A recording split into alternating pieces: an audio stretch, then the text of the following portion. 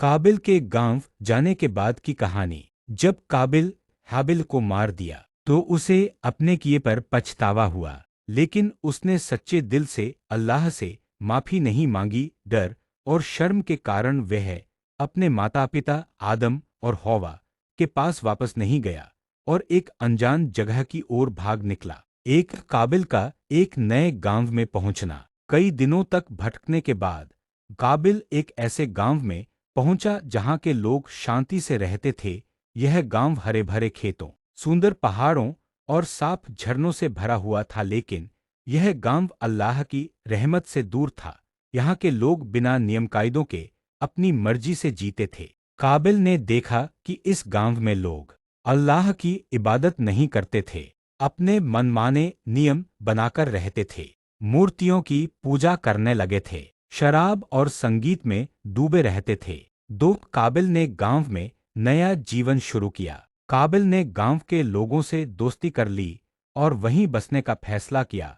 उसने गांव की एक लड़की से शादी कर ली और उसकी संतानें हुईं, लेकिन उसका दिल बेचैन रहता था क्योंकि वह जानता था कि उसने अपने भाई को नाहक मार दिया था। धीरे धीरे काबिल की संतानें भी गुनाह और बुराइयों में पड़ गईं। उसने अपने बच्चों को न कभी अल्लाह की इबादत सिखाई और न ही सही राह दिखाई। इसी कारण उसकी औलादें जुल्म और अत्याचार करने लगी, झूठ और धोखा देना सीख गईं, अपने फायदे के लिए एक दूसरे से लड़ने लगीं। तीन गांव पर अल्लाह का गजब अजाब आया। कई सालों तक इस गांव के लोग गुनाहों में डूबे रहे। उन्होंने अल्लाह की नाफरमानी की और कोई भी नेक काम नहीं किया। अल्लाह ने उन्हें समझाने के लिए एक नेक इंसान भेजा, लेकिन उन्होंने उसकी बात नहीं मानी। फिर अल्लाह ने एक सजा अजाब भेजी। गांव में एक भीषण सूखा पड़ गया।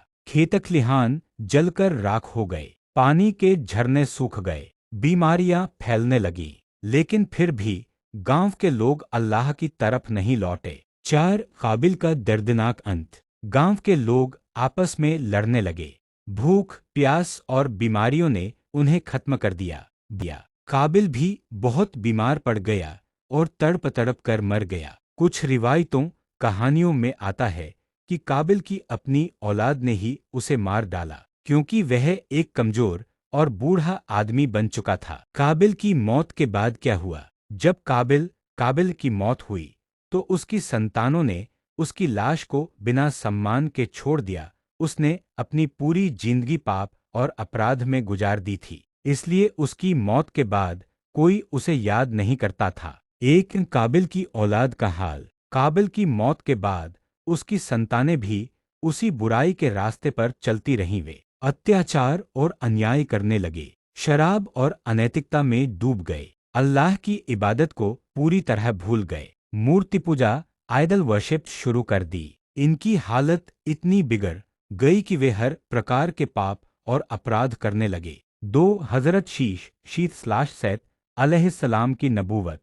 जब काबिल की मौत हो गई तो अल्लाह ने हजरत शीश/सैद अलैहिस्सलाम को नबी बनाया। वे हजरत आदम अलैहिस्सलाम के सच्चे उत्तराधिकारी बने। उन्होंने लोगों को अल्लाह की इबादत और नेक रास्ते पर चलने का आदेश दिया। उनकी संतानें भी नेक और ईमान वाली थी, लेकिन काबिल की संतानें अल्लाह की राह से और दूर होती चली गईं। तीन शैतान की नई चाल। जब शैतान ने देखा कि काबिल की संतानें गुनाहों में डूबी हुई हैं, तो उसने उनके लिए एक और नया जाल बिछाया। शैतान ने उन्हें संगीत, नृत्य, डांस और मनोरंजन में फंसा दिया। उसने महिलाओं को सजने संवरने और पुरुषों को पाप में लिप्त होने की प्रेरणा दी। धीरे धीरे उन्होंने अल्लाह को पूरी तरह भूलकर दुनिया की मस्ती में पड़ना शुरू कर दिया। चार अल्लाह का अजाब सजा।